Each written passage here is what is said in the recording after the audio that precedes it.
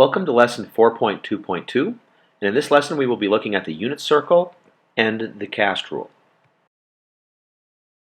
Angle A terminates in the second quadrant with the sine of A equal to root 3 divided by 7.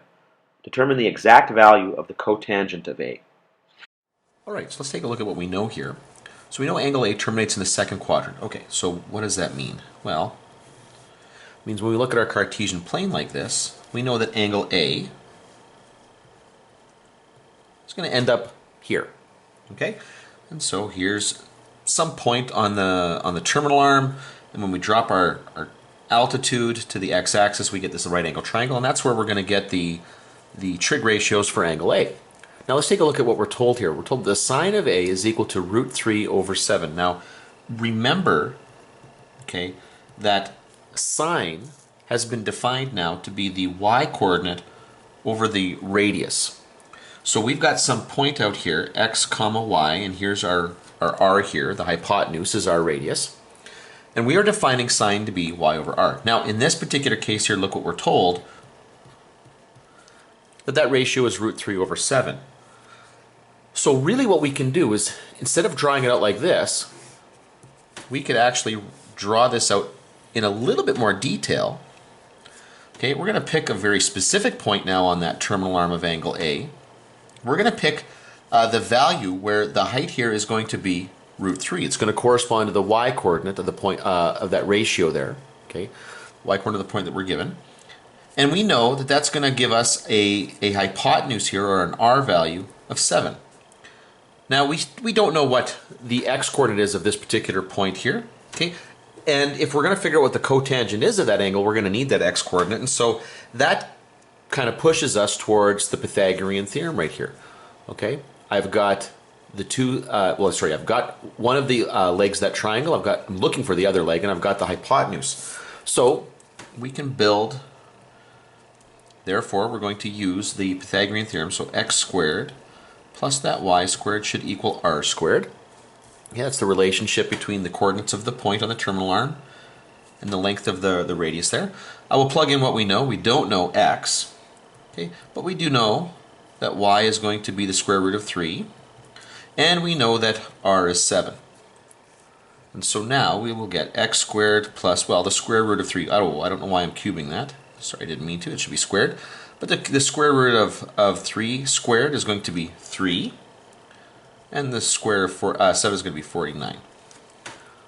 So let's bring that 3 over to the other side. Okay, and so now the x-coordinate here will be the positive or the negative square root of 46. That really is not going to simplify any further than that, because the factors of 46 will be 2 and 23, and 23 is prime. So that's kind of a dead end for us. Now, we've got the two options here, positive and negative here, but we're in the second quadrant, right? The sine ratio was positive in the second quadrant. That's because the sine ratio doesn't use the value of the x-coordinate there.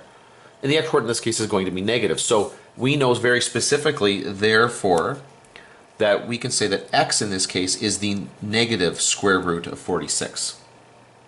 Okay? Because we're in quadrant 2. We'll just write that down here. Because A terminates in quadrant 2. Now, we've been asked for the cotangent. So the cotangent of A, well, let's think, what's the definition of cotangent? Let's think back to that. Well, that is going to be the value of the x-coordinate there over the y-coordinate. In this case, that is going to be the square root, okay, and very specifically here, the negative, okay, square root of 46 over the square root of 3. Now, I don't know, it's hard to say here. For some teachers, that might be enough, just to write it out like that. However, I know there's going to be teachers that are going to insist that we rationalize this. So although this might be good enough, we might be expected to multiply the numerator and denominator there by the square root of 3, so that our denominator, whoops, sorry, the whole point of multiplying by that extra root 3 was so that we don't have to write the square root anymore. is going to be 3, and then the numerator will become the negative square root of 138. And so this is the cotangent of angle A. If the tangent of theta is equal to 4 divided by 3 root 6, and the cosecant of theta is less than 0, determine the exact value of the cosine of theta.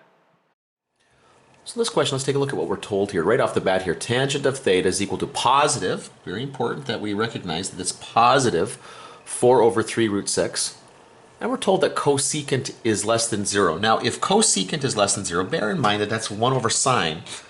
So really what this is telling us is that the sine of theta is less than 0. Let's just think about this using the cast rule. Okay, I know tangent is positive. Well, tangent is positive here and here. And I know sine is negative. Sine will be negative here and here.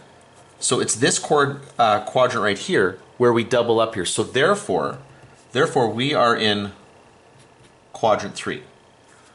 Okay. Additionally, we know that tangent is 4 over 3 root 6. So tangent, which we know, by the way, should also be the ratio, the y-coordinate over the x-coordinate. We know that this is 4 over 3 root 6. Let's just draw this out. We know that we're in the third quadrant. So here's our theta. Draw this out here. Now we're going to just pick that point on the terminal arm, drop our altitude to the x-axis. Now, tangent is the y-coordinate over the x-coordinate here, so this is going to be 4, and this will be 3 root 6 here. However, because we're in the third quadrant, okay, we know that both of these are going to be negative.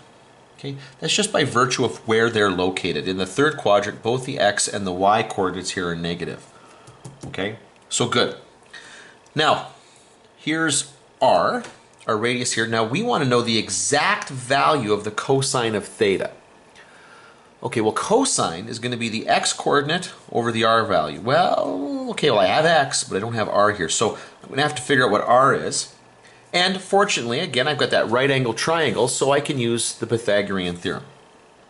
So x squared plus y squared will equal r squared.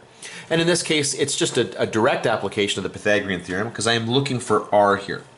So this will be negative 3 root 6 squared plus negative 4 squared, and that'll equal r squared.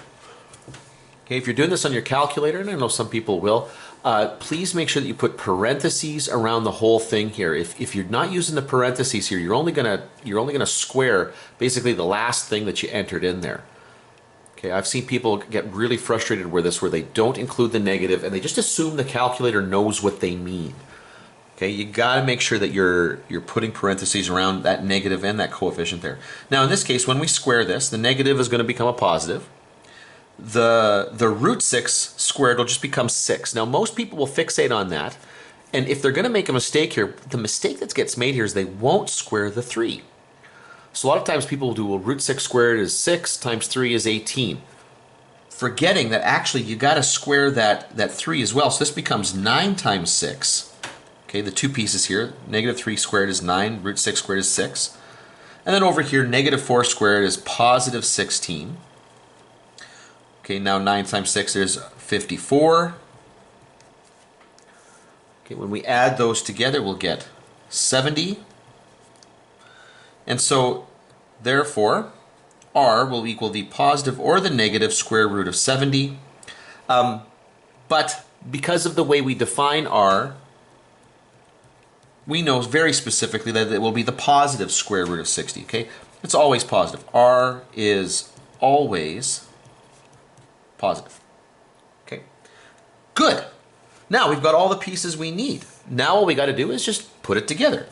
So we want the cosine of theta, that's x over r. Well, the x-coordinate that we saw from the original problem, we'll go back up to here, was negative 3 root 6. So our x is negative 3 root 6. R, we just discovered, was the square root of 70. Okay? Now, there's might be a little bit of simplification that we can do here just to start off with here. For example, notice that root 6 and root 70 both share a root 2, so we might do this, make this, negative 3 root 3 over, and then when we divide out that 2 there, we'll get the square root of 35. Okay, so that's one little bit of simplification that we can do here. You might be able to get away with it just being that straightforward. However, you might be expected to take this one step further. Okay, we might have to multiply, for example, numerator and denominator here by root 35, just in order to rationalize, to get rid of the radical in the denominator there. So root 35 by root 35 is going to be 35. 3 times root 35, that's going to be, here's negative 3 out front here, and this is going to be the square root of 105. And actually that is about as simple as that's going to get. There's really not much else we can do, so that would be the answer that we were looking for. Point P, negative root 3 divided by 2, comma, negative 1 over 2, lies on the circumference of the unit circle. If theta is the rotation angle corresponding to P, what are the coordinates on the unit circle of the point created by theta minus pi over 2? All right, well, to answer this question, let's just take a look at what we're given in this point here. So the first thing I notice right off the bat is that both of these coordinates here are negative. Now the significance of that is that puts us in quadrant 3. Okay, so whatever our theta is, whatever that rotation angle is to get us out to this point P down here, I know that we are in the third quadrant, and then here we go, there's that y coordinate, here's the negative root 3 over 2 for x, and then we're told that this is on the unit circle, so I know that the radius there is going to be equal to 1. Now that statement there that we're on the unit circle, that actually gives me a lot more to go with as well here, because when I look at that point here, I know then that the cosine of theta is going to equal the x coordinate of that point, and I know that the sine of that angle theta here in standard position is going to equal the y coordinate of that point here. Now, I've already established what quadrant we're in, so the negatives have already served their purpose here. I'm going to try to figure out what the reference angle is, so I'm going to call that alpha, because really I want to know how big this angle is. I want to know the value of theta. So I'm going to use the inverse cosine, and I would take the absolute value of that ratio. And this, by the way, would also be equal to the inverse sine, of the absolute value of this ratio. And again, I'm using absolute values here because the calculator is programmed to interpret the negative differently for the different trig ratios here. So just to make sure that it doesn't really matter what I use here, I'm going to use the absolute values here to get rid of the negative. And when I do that, I will get, now I've noticed here, by the way, and I probably should have mentioned this as well here, if you look at the very last part of this problem, notice that we're asked to find theta minus pi over 2. We're in radians. Okay, so when we evaluate this, when we take the inverse cosine of that, we're going to get that alpha here is equal to pi over 6, 30 degrees, okay, pi over 6. Now, let's put that into the third quadrant. Okay, so here we go. Here's pi, and then we're going to add that additional pi over 6. So here's pi down to there, and then pi over 6 down to there. So therefore my theta is going to end up being 7 pi over 6. Good, there we go. So that's where I needed to get to. Now, to answer this question here, all I really have to do is the arithmetic suggested. Okay, so now to find, because remember what we're looking for here is theta minus pi over 2, well, that is going to equal theta 7 pi over 6 minus pi over 2. Okay, I need common denominators, and that's not hard. The common denominator here is going to be 6. So minus 3 pi over 2, and that gets, oops, sorry, not over 2. Change that. Sorry, I changed the numerator, didn't change the denominator. Over 6, which is 4 pi over 6. And that finally can be reduced just by reducing the fraction there to 2 pi over 3. That's the angle that they're trying to push us towards. Now, the last thing we need to do is find the coordinates of the point that correspond to the angle here, 2 pi over 3. And actually, that's pretty easy to do, once again, because we know that we're talking about the unit circle. Okay, so on the unit circle, and I know we've said this before, but on the unit circle, the point, or the points are the cosine of theta, comma, the sine of theta. So in this case, okay, this is going to be the cosine of 2 pi over 3, and this will be the sine of 2 pi over 3. Now, this is going to be equivalent to, okay, now first of all, we got to figure out here what quadrant we're in. 2 pi over 3, okay, if we take and divide the top half of the circle, pi, into thirds, 2 pi over 3 puts us here, which is quadrant 2. So I know cosine is going to be negative. And I can tell just by doing this right here, and I know this is a cute little trick here, but if I cover up the 2, there's my reference angle. So this will be the negative cosine of pi over 3. Sine is positive in the second quadrant, and its reference angle, same thing, is going to be pi over 3. And so now, I just got to go back into my memory and think, okay, what's the cosine of pi over 3? Well, yeah, pi over 3, 60 degrees. Cosine of 60 degrees is 1/2. Sine of 60 degrees is going to end up being root 3 over 2. So the point that we're looking for here is negative 1/2 comma root 3 over 2.